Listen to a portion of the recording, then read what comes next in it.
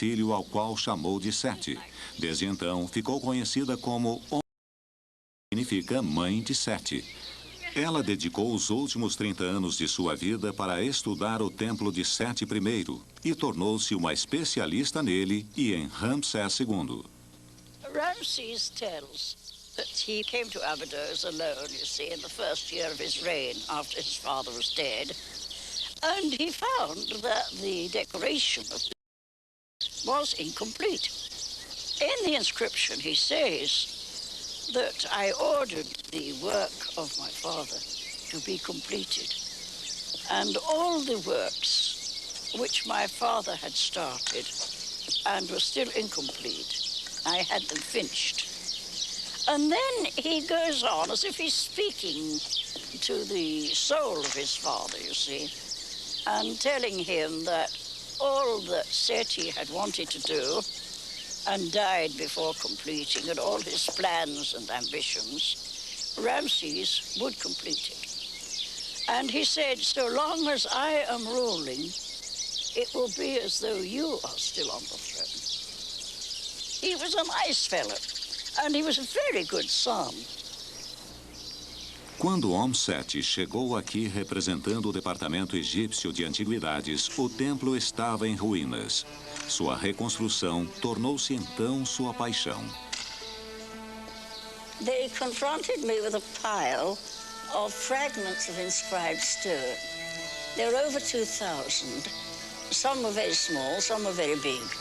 My job was to copy the inscriptions on them, catalogue them, and where possible, fit them together.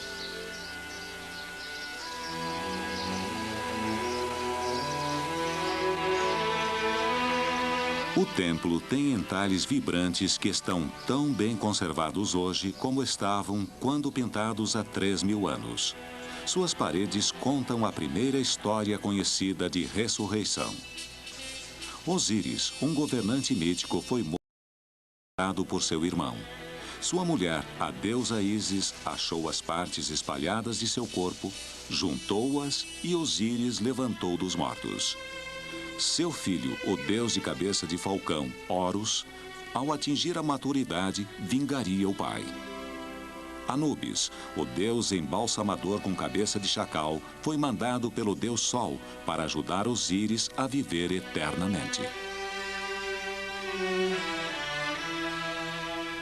Os egípcios acreditavam que, como Osíris havia morrido e voltado dos mortos, eles também poderiam adquirir a imortalidade.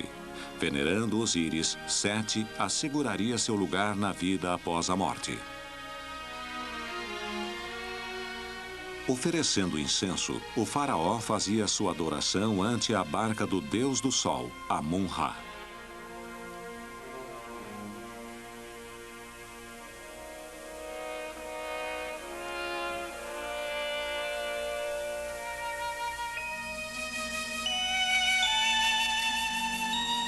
Assim como Sete oferecia pão, patos, figos e romãs para Ísis, Om-Sete segue as antigas crenças.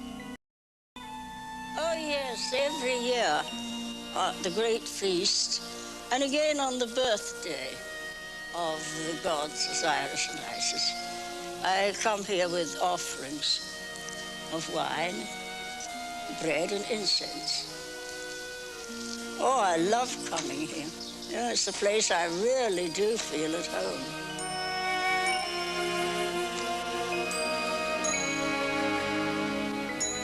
Três dias após o término de nossas filmagens, Om-Sete morreu. Ela foi enterrada em Ábidos, a cidade egípcia da ressurreição.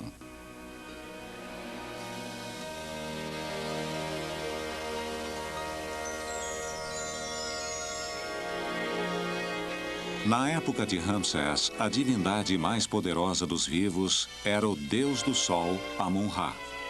Era o protetor da cidade de Tebas, localizada no Nilo, entre a primeira capital, Nequim, e Ábidos.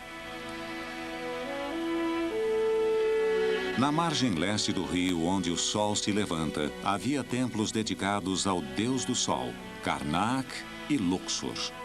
Na margem oeste, onde o sol se põe todos os dias, havia um complexo de tumbas onde a realeza era enterrada. o Vale dos Reis e o Vale das Rainhas.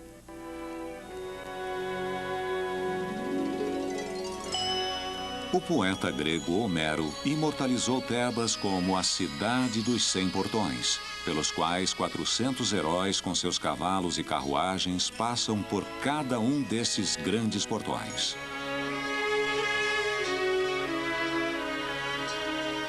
Enquanto Ramsés reinou, Tebas era esplêndida. Ordenou que belas adições fossem feitas ao templo de Luxor. Estátuas gigantescas, obeliscos e pátios dedicados à glória de Amun-Ra.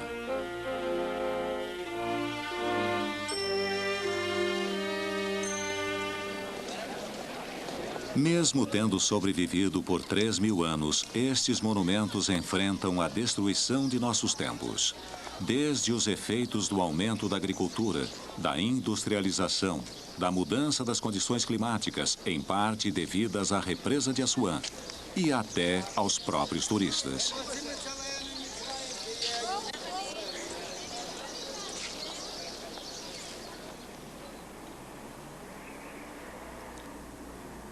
Em 1924, em resposta à crise, o Instituto Oriental da Universidade de Chicago estabeleceu uma sede permanente no Egito.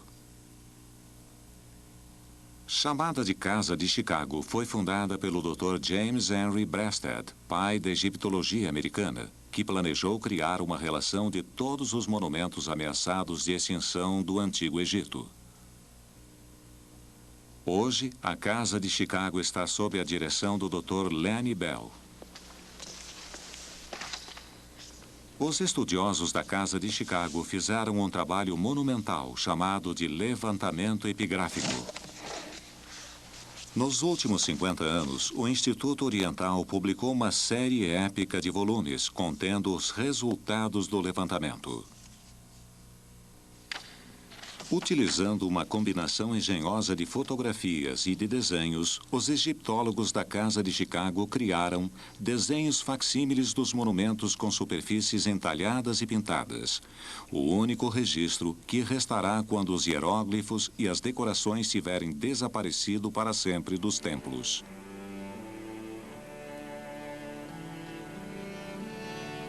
Conforme iam se sucedendo os faraós, era prática comum que se alterassem os templos, levando o crédito pelo trabalho de seus antecessores.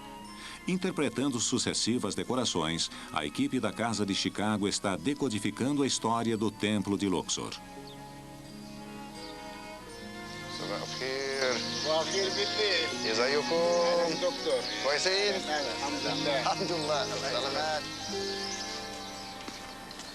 Conforme a glória do Egito faraônico desaparecia, as pessoas construíam casas dentro dos templos. Suas ruínas ficaram enterradas por cerca de 2.000 anos. Quando as escavações começaram há 100 anos, as paredes de pedra foram repentinamente expostas ao ar. Desde então, o sal, lixívias da pedra, somadas à umidade do ar, criaram cristais que se desprenderam, levando as imagens com eles. The salt on the walls makes our work urgent.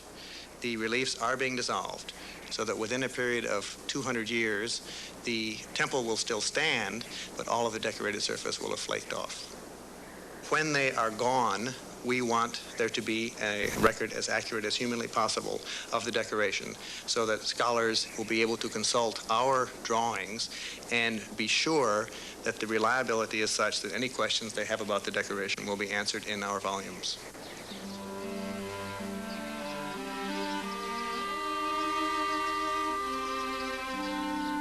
Quando os deuses eram venerados aqui, grandes partes dos templos foram desmanchadas.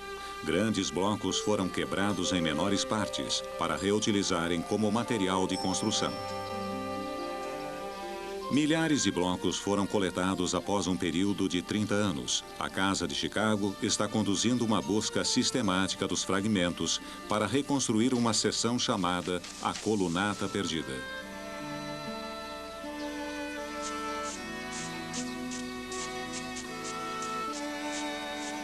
Ao achar um fragmento que possa se encaixar, o artista Ray Johnson faz anotações e o bloco é cuidadosamente fotografado.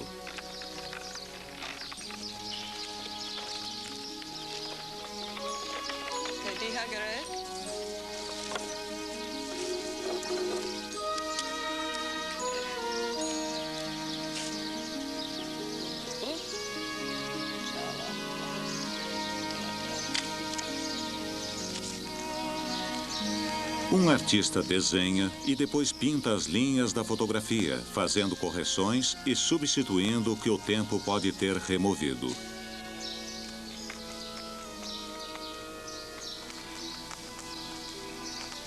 Aí, o artista encaixa a fotografia em sua reprodução da parede.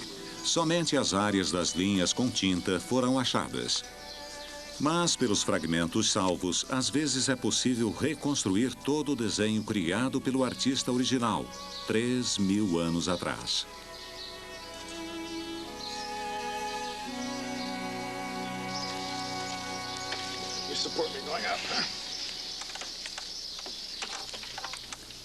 Nessas excitantes e raras ocasiões, quando um fragmento se encaixa em uma parede, é colocado em seu lugar.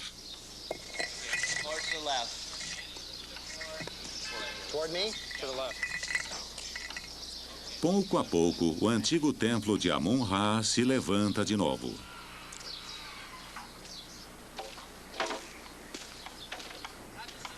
As investigações da Casa de Chicago revelaram que as colunas do templo de Luxor são o maior monumento construído de Tutankhamon. Para avaliar completamente sua história arquitetônica, as inscrições do topo da estrutura devem ser fotografadas. Escadas que alcançam 5 andares de altura foram montadas.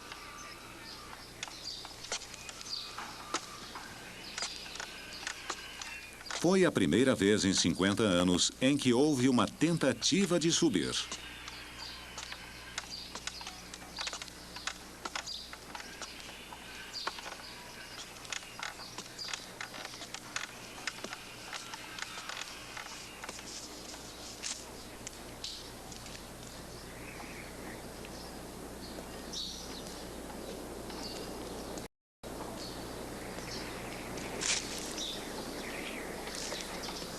Nas colunas de 21 metros de altura, o Dr. Bell estudou as técnicas usadas pelos artesãos da antiguidade.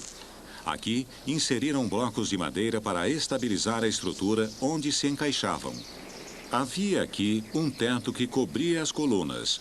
Ele caiu ou foi removido em algum momento antes de 1600 d.C. Seus fragmentos foram achados no chão do templo e identificados.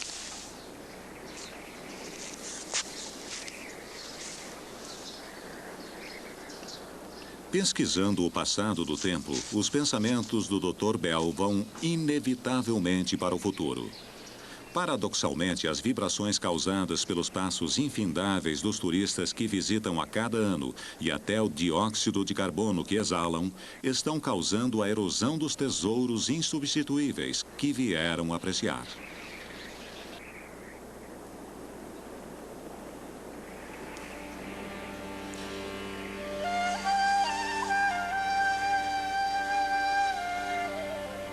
Os estudos da Casa de Chicago revelaram que, 100 anos após Tutankhamon ter construído esta estrutura, Ramsés II sistematicamente apagava o nome de seu antecessor, substituindo-o pelo seu próprio, ingenuamente acreditando que poderia enganar os deuses, levando crédito